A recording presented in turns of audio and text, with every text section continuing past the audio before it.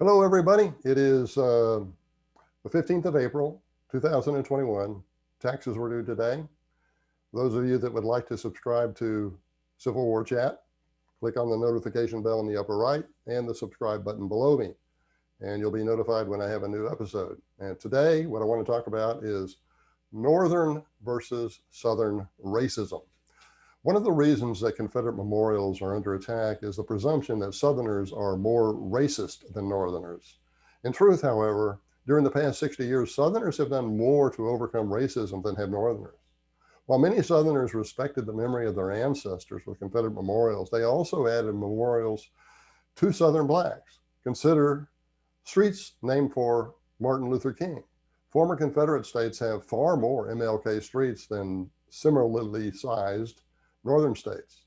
North Carolina and New Jersey, for example, have comparable populations, but the Southern state has 29 MLK streets, whereas the Northern one has only 8. Similarly, even though Ohio has 4 times the population of Mississippi, the Buckeye State has only 8 MLK streets, whereas the Magnolia State has 16. Notwithstanding that she has only 3 million residents, Arkansas alone has as many MLK streets as Alaska, Connecticut, Hawaii, Iowa, Maine, Massachusetts, Minnesota, Montana, Pennsylvania, New Hampshire, North Dakota, Rhode Island, South Dakota, and Vermont combined. 30 years ago, the National Civil Rights Museum opened in Memphis. A year later, Jackson, Mississippi taxpayers erected a sizable statue to the murdered Black integrationist Medgar Evers. That same year, Birmingham taxpayers and business leaders opened the Birmingham Civil Rights Institute. In 1993, the National Voting Rights Museum opened in Selma, Alabama. 2 years later, Richmond, Virginia taxpayers put a sculpture of Black tennis star Arthur Ashe on Monument Avenue, a location previously reserved exclusively for Confederate statues. Today, it stands, ironically, as the only uncontested memorial remaining on that prominent road. In 2007, Arkansas erected statues to the Little Rock Central High School 9 on its state capitol grounds. Aside from historical sites such as the Pettus Bridge and Central High, other prominent Southern civil rights memorials and museums are in Savannah, Montgomery, Columbia, Austin, Atlanta, Baton Rouge, St. Augustine, and Greensboro, among other cities. The Southern Poverty Law Center's recent claim that Confederate statue placements surged from 1900 to 1920 as an intentional display of Southern white supremacy is just spurious. In reality, the swell reflected 3 factors unrelated to racism. First, the surviving Confederate veterans were increasingly dying off. Family members wanted to pay tribute to them while they were still around. A veteran who enlisted at age 19 in 1861, for example, was 68 in 1910 and 78 in 1920. Second, America commemorated the war's semi-centennial from 1911 to 1915, when Northerners also put up many statues because of that commemoration. Third, war-impoverished post-bellum Southerners had little money for statues until, at the very best, the 20th century. Notwithstanding that the South had 32% of America's population in 1900, she had only 16% of the national income.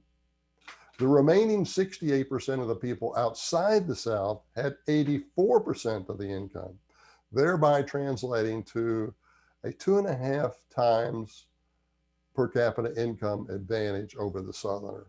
In other words, they had not just 100% more than the Southerner per capita, but 150% more.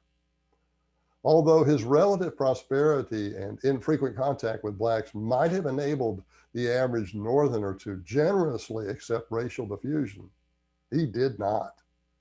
In reality, he had a low opinion of blacks and one of them kept at a distance. As late as 1910, 90% of America's blacks still lived in the South. In 1906, ex-President Theodore Roosevelt wrote in a letter to novelist Owen Wister, quote, "I entirely agree with you that as a race, the blacks are altogether inferior to the whites," close quote. He regarded the black person as a child Quote, I do not believe that the average Negro is yet in any way fit to take care of himself, close quote. He disdained the Southern wing of his own Republican Party as a, quote, set of black and white scallywags with few decent men, close quote. He regarded, quote, universal suffrage for blacks, close quote, as a crime and a joke. Although Teddy's racial apologists among the historians note that he invited Booker T. Washington to a White House dinner, that was about 5 years or more after white leaders in Atlanta invited that same black educator as a featured speaker for the 1895 Cotton States Exposition. That was a great speech, and it was well received in Atlanta. In 1907, Harvard President Charles W.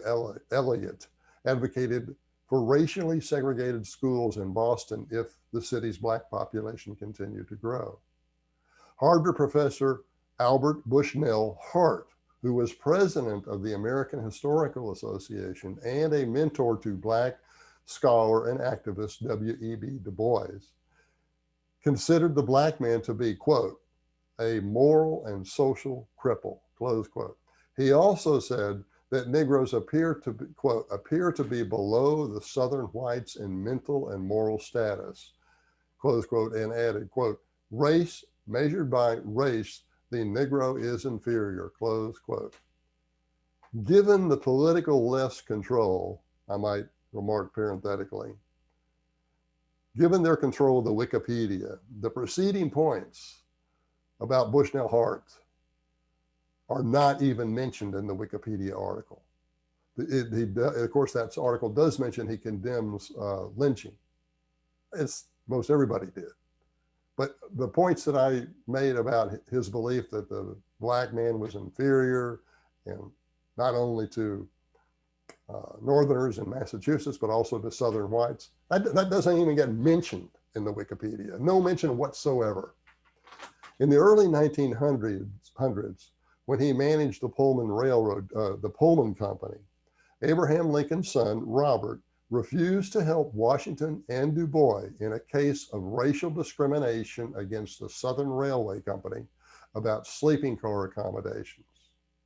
Philadelphia department store owner Robert Ogden said, quote, our great problem is to attach the Negro to the Southern soil and prevent his exodus to this city. Only when Northern industrialists needed more workers that they could not, when they could not get the immigrants they needed during World War I, because immigration slowed down, right? Submarines were sinking ships coming across the Atlantic. So white immigration slowed down. So the industrialists figured, well, we've got to get workers somewhere. And if it's going to be the Southern blacks, then so be it. From 1915 to 1918, America's unemployment rate dropped from 8.5% to 1.4% because of the military contracts for World War I. Not just the United States, that came later, but the military needs in Europe. About 500,000 blacks, consequently about 500,000 blacks moved north between 1916 and 1919.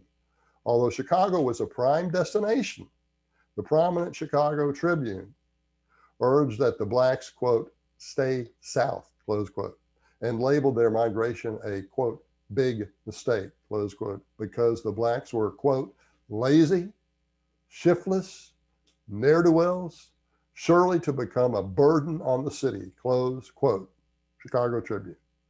In 9 months from the summer of 1917 to the spring of 1918, Chicago whites exploded 58 bombs at black residences in previously all-white neighborhoods. The Chicago Property Owners Journal warned, quote, there is nothing in the makeup of the Negro which should induce anyone to welcome him as a neighbor. N-words. You know the N-word. They used it right there in print, in the plural.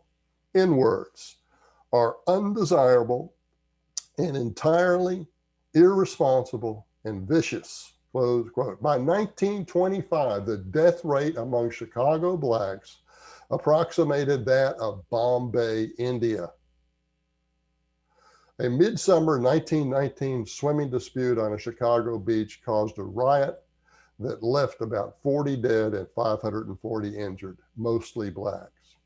I could go on at length, but the typical academic apologist will disingenuously claim that neither she nor any of her colleagues ever denied that Northerners were racist. Yeah, right. If she were telling the truth, they would really be telling the story of Northern racism. If they were really telling the story of Northern racism, cancel culture would be targeting quite a number of Northern statues. Okay, I wanted to just conclude with a recommendation of one of my books, Lee's Lost Dispatch and Other Civil War Controversies. $19 on Amazon and Barnes & Noble, $22 from me, autographed. But to get it from me, you gotta email me, Phil, P-H-I-L _ Lee, L-E-I-G-H @me.com. And two of the stories in here, it's not just about Lee's Lost Dispatch at the Battle of Sharpsburg. It also includes a number of other points. I do include what I think to be the biggest error the Northern commanders made, and the biggest error that the Southerners made is included in here. Okay, that's our show for today, and thanks for watching.